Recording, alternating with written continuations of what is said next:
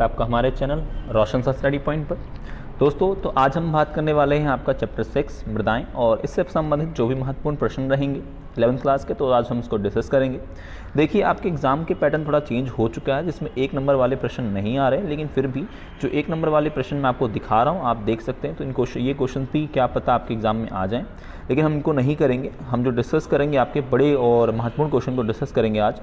तो सबसे पहले आपको जो प्रश्न रहेगा वो ये रहेगा कि मृदा क्या है और मृदा से हमारा क्या तात्पर्य है, और मृदा अपरदन को रोकने के लिए यह प्रकार से मृदा जो अपरदन होता है वो कितने भागों में होता है, ठीक है, और रोकने के उपाय भी बता दिए जाएंगे आगे चल के हम देखेंगे क्वेश्चन, ठीक है। अगला क्वेश्चन, तो सबसे पहले आपको मैं बता दूं कि जो मृदा अपरदन होता है, मान लीजिए कि ये प्राकृतिक और मानवीय कारणों से होता है। जो मृदा अपरदन होता है, अब अपरदन होता क्या है, मान लीजिए देखिए ये मृदा है, ठीक है, इसकी जो ऊपरी परत है, ये ऊपर वाली, मान लीजिए इसकी जो ऊपरी परत है ये हट रही है, ये जा रही है, ठीक है।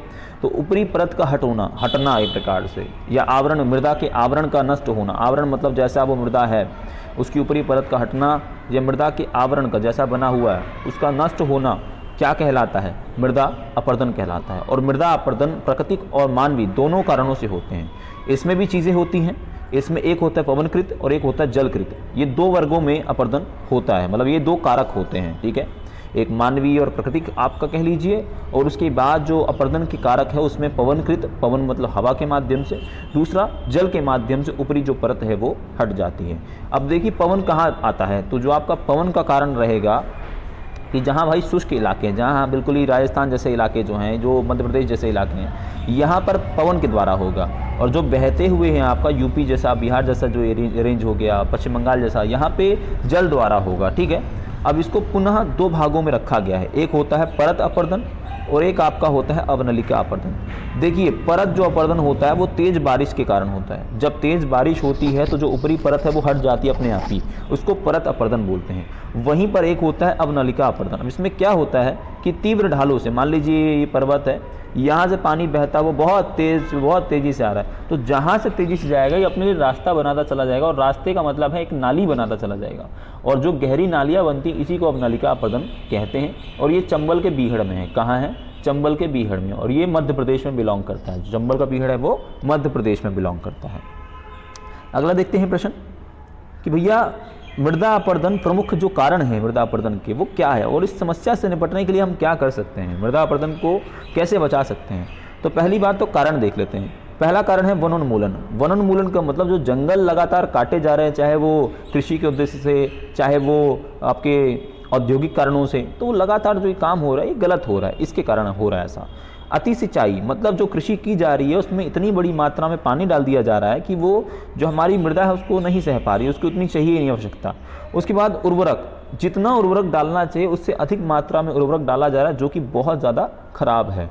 और मानव द्वारा निर्माण कार्य और दोषपूर्ण कृषि पद्धति, मानव को पता ही नहीं कृषि कैसे करना, और जो काम कर रहा है मानव निर्माण के बहुत सारे, इसके कारण हमारी जो मृदा है उसका अपरदन हो रहा है। अति चराई का मतलब है लोग अपने पशुओं को इतनी बड़ी मात्रा में खुला छोड़ दे रहे हैं कि जो भी मट्टी ऊपर की है वो सारी की सारी चर ली जा रही है, मतलब उसको खा लिया जा रहा है। तो उसके कारण क्या होता है कि जो मट्टी है उसमें घास नहीं है। अब पानी आएगा तो किसको लेके जाएगा, घास को या मिट्टी को, घास तो है ही नहीं तो उसके ऊपर से चला जाता, लेकिन अब मिट्टी है तो मतलब मिट्टी को लेके जाएगा, और इसके कारण क्या होता है, अपरदन होता है। देखिए रोकने के उपाय भी हैं हमारे सामने। तो पहला जो रोकने का उपाय रहेगा कि वृक्षारोपण करना है आपको एक ठीक ठाक मात्रा में क्या करना है कि पेड़ों को लगाना है आपको, मतलब वृक्षारोपण करना है। समुच्चय रेखीय जुताई भी आपको करनी है, और अति चराई मतलब जो पशु चर रहे हैं जमीन को, अति चराई पर आपको लगाना है नियंत्रण। आपको सीमित सिंचाई करनी है, मतलब जितना जमीन को ज़रूरत है आपको उतना ही सिंचाई करना है, अधिक नहीं करना है। रासायनिक खादों का उचित प्रयोग, जो रासायनिक खाद है, केमिकल जो चीज़ें आप प्रयोग कर रहे हैं उत्पादन को बढ़ावा देने के लिए, आपको ज़्यादा नहीं करना है। और वैज्ञानिक कृषि पद्धति को अपनाना है, मतलब हाइब्रिड वाले आपको बीज अपनाने हैं, उर्वरक, कीटनाशक इत्यादि आपको अपनाना है, और समय अनुसार अलग अलग फसलें जो भी बोने का सिस्टम है वो आपको करना है।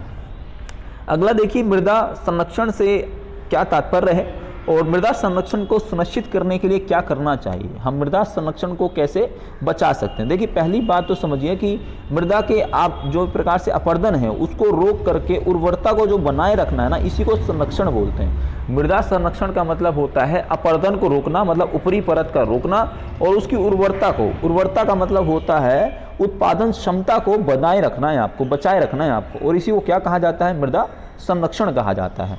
इसके उपाय भी हैं कि 15 से 25% जो ढाल प्रवणता वाली भूमि है ना उस पर खेती नहीं करनी है, मतलब जो ढलान वाली भूमि है उस पर आपको 25 से 30% ढाल प्रवणता वाली भूमि पर कृषि करनी ही नहीं है। दूसरा, आपको सीढ़ी नुमा, सीढ़ी का मतलब है कि सीढ़ी, अब ये दूसरी सीढ़ी, अब ये तीसरी सीढ़ी, ऐसे करके आपको सीढ़ी नुमा खेती करनी, खासकर ये पर्वतीय इलाकों में होती है, ऐसे ऐसे करके होती है, ठीक है। तो ये सीढ़ी नुमा खेती की आवश्यकता बहुत ज़्यादा ज़रूरी है बचाने के लिए अपरदन को। सस्यावर्तन फसलों को यानी उगाने का मतलब ये है कि आपको क्या करना है, हेर फेर के साथ, अगर 6 महीने बाद कोई और फसल थी, 6 महीने बाद कोई और, आपको समय देना पड़ेगा मट्टी को भी, और उसमें अलग अलग प्रकार की जो फसलें हैं वो उगानी पड़ेगी ताकि उसकी जो उर्वरता है उसको आप बचाए रख सकें, ठीक है। अगला प्रश्न देखते हैं। जो आपका अगला प्रश्न है बहुत ज़्यादा ज़रूरी है, और वो प्रश्न ये है कि भैया मृदा संरक्षण से क्या तात्पर्य है, और मृदा संरक्षण, ये तो क्वेश्चन हम कर चुके हैं। अगला प्रश्न जो आपका है बहुत ज़्यादा ज़रूरी है, वो ये है कि जलोढ़ मृदा किसे कहते हैं और जलोढ़ मृदा की क्या विशेषताएं हैं। देखिए मैं आपको बता दूं कि जलोढ़ मृदा जो होती है वो जो नदियां होती है ना, क्या होती हैं, नदियां, तो नदियों द्वारा बहा कर लेकर आए जो मिट्टी होती है, तो नदियों द्वारा बहा कर लाई जो एक प्रकार से अवसाद होती है, मतलब मट्टी होती है, उसी से इसका निर्माण होता है। तो नदियों द्वारा बहा कर ले आए अवसादों से इसका निर्माण होता है। ये बहुत ज़्यादा उपजाऊ होती है। कैसी होती है, बहुत ज़्यादा उपजाऊ होती है। और मैं आपको बता दूं कि भारत में सबसे ज़्यादा मात्रा में जो मृदा है वो यही है, जलोढ़ मृदा ही है। उसके बाद ये कहाँ पाई जाती है, ये डेल्टाई, ये जो नदी घाटी के डेल्टा बनते हैं जहाँ संगम होता है, बहुत सारी जो क्षेत्र हैं आके पानी मिलता है, वहाँ पर ये पाई जाती है और तटीय मैदानों में पाई जाती है। अब इसमें पोटाश की मात्रा अधिक होती है और फास्फोरस की मात्रा कम होती है। किसकी, पोटाश की मात्रा आपकी अधिक होती है और फास्फोरस की मात्रा कम होती है। उसके अलावा इसमें मृदा का जो रंग है वो हल्के धूसर और राख का रंग होता है। राख मतलब पूरा काला नहीं होता है, एक ठीक ठाक मात्रा में रहता है काले की तरह, ठीक है। और ये मृदा कहाँ पाई जाती है, गंगा ब्रह्मपुत्री मैदानों में, जहाँ पानी रहेगा वहीं पर ये मृदा पाई जाती है। अगला प्रश्न देखिए, बहुत ज़्यादा ज़रूरी है ये वाला भी, काली मृदा।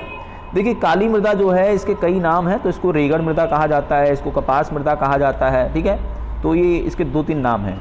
अब इसमें क्या है कि इसका निर्माण कैसे होता है, तो इसका निर्माण जो होता है वो ज्वालामुखी के फटने से होता है। देखिए ज्वालामुखी जैसे फटती है तो लावा निकलता है, बहुत गरम लावा निकलता है। वो लावा जब ठंडा हो जाता है तो ठंडा होने के बाद एक मट्टी का निर्माण होता है, और वही मट्टी जो है वो काली मृदा है। इसको रेगड़ मृदा कहा जाता है। ये एक उपजाऊ मृदा है, इसमें कपास की खेती बहुत ज़्यादा होती है, इसीलिए इसको काली या कपास मृदा भी कहते हैं। अब इसमें कौन कौन से तत्व हैं, इसमें चूना है, लोहा है, मैग्नीशियम है, एल्यूमिना है, जैसे तत्व पाए जाते हैं। लेकिन इसमें फास्फोरस, नाइट्रोजन और जैव तत्वों की कमी होती है, ठीक है। देखिए अगला प्रश्न, लाल और पीली मृदा किसे कहते हैं। देखिए जो लाल और पीली मृदा होती है, पहली बात तो ये लाल पीली नहीं, लाल रंग की होती है। कैसी होती है, लाल रंग की होती है। ये अधिक उपजाऊ नहीं होती। मैं आपको बता दूं कि लाल रंग में क्या है, पानी डल जाएगा ना, जब प्लस हो जाएगा पानी, वाटर, तो पानी मिलने के बाद ये पीली दिखाई देने लगती है, ठीक है। इसमें क्या होता है, नाइट्रोजन, जैव पदार्थ, फास्फोरिक एसिड की कमी होती है। किसकी कमी होती है, नाइट्रोजन, जैव पदार्थ और फास्फोरस की एसिड की कमी होती है। और जल योजित होने के बाद ये पीली दिखाई देने लगती है। मैंने आपको जैसे बताया कि पानी मिलने के बाद ये पीली दिखाई देने लगती है, लाल मिट्टी। अब इसमें क्या है कि ये मृदा कहाँ पाई जाती है, तो ये मृदा आपके दक्षिणी पठार के पूर्वी भाग में पाई जाती है, याद रखिएगा, ठीक है। अगला प्रश्न देखिए, बहुत ज़्यादा ज़रूरी है ये वाला भी।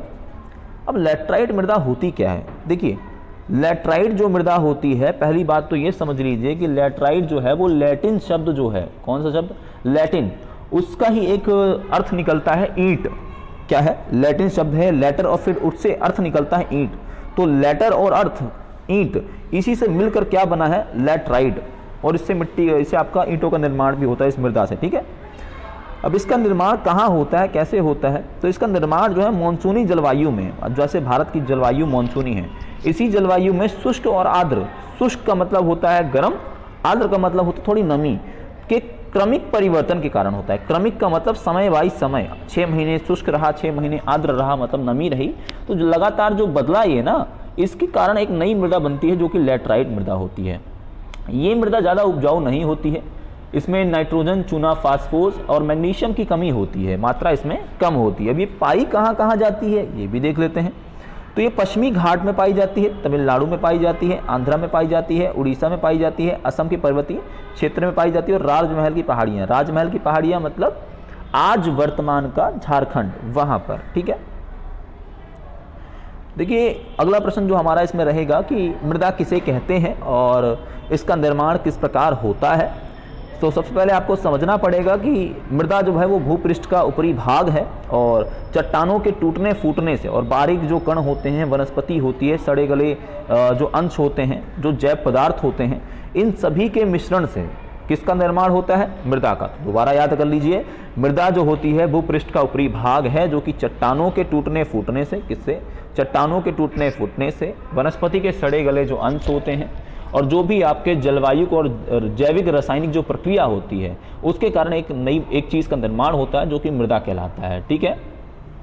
अब देखिए मृदा निर्माण का क्या क्या इसमें तत्व हैं जो मृदा निर्माण को प्रभावित करते हैं, ये मृदा निर्माण में भूमिका निभाते हैं। देखिए इसमें जो पहला रहेगा आपका कि जनक सामग्री बहुत ज़रूरी होती है। अब मृदा निर्माण करने वाले जो मूल पदार्थ हैं उसमें चट्टान का बहुत महत्वपूर्ण योगदान है। जो चट्टान होता है उसी के टूटने फूटने से किसका निर्माण होता है, मृदा का। तो जो मूल चीज़ है या मूल पदार्थ है वो चट्टान है, ठीक है। उच्चावच बहुत भूमिका निभाता है। उच्चावच का मतलब यहाँ पर होता है कि जो रेंज है, मतलब ऊंचाई में है या नीचे है, किस रेंज में है।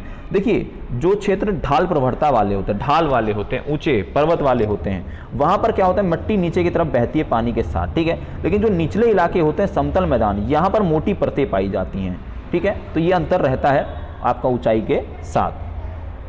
अगला देखिए जलवायु बहुत महत्वपूर्ण है। अब जहाँ तापमान बहुत ज़्यादा होता है वहाँ की मृदा कैसी होगी, बहुत ज़्यादा मतलब ख़राब हो सकती है और बहुत ज़्यादा रूखी होगी, है ना, उसमें सूखी की मात्रा होगी। लेकिन जहाँ वर्षा होगी वहाँ पर मृदा थोड़ी ज़्यादा मात्रा में अच्छी, जो उसका जन्म होता है वो बहुत ज़्यादा उपजाऊ मिट्टी का जन्म होता है, ठीक है। और प्राकृतिक वनस्पति क्या हो, देखिए जिस क्षेत्र विशेष में जो वास्तविक प्रक्रिया है ना, वो वनस्पति बहुत ज़रूरी, मतलब पेड़ पौधे जो हो गए, जो भी अन्य चीज़ें हो गई, वो बहुत ज़रूरी होती हैं मृदा के निर्माण में। तो जिन क्षेत्रों में प्राकृतिक वनस्पति अच्छी मात्रा में होगी वहाँ मृदा का निर्माण भी बहुत अच्छे तरीके से होगा। आखिरी देखिए समय, जो मृदा का निर्माण है उसमें समय बहुत महत्वपूर्ण भूमिका निभाता है। अगर मृदा का जो निर्माण हम कर रहे हैं उसको करने में हमारी कोई भूमिका ज़्यादा नहीं है, वो अपने आप होगा और लंबा समय लेगा, वो हज़ारों वर्ष ले सकता है, और उसके बाद ही मृदा का निर्माण होता है। तो देखिए दोस्तों, इससे संबंधित जो 6 चैप्टर हैं मृदाएं, इससे संबंधित जो भी महत्वपूर्ण प्रश्न हैं उसको मैं डिस्कस कर चुका हूं। तो जो भी आपको समस्या है आप कमेंट बॉक्स पे करके मुझे बता सकते हैं। तो सारे जो प्रश्न हैं मैं करवा चुका हूं और आशा करता हूं चीज़ें आपको समझ में आ गई होंगी। तो इसी के साथ हमारे चैनल पर बने रहें और लाइक शेयर सब्सक्राइब करना ना भूलें। जय हिंद, जय भारत।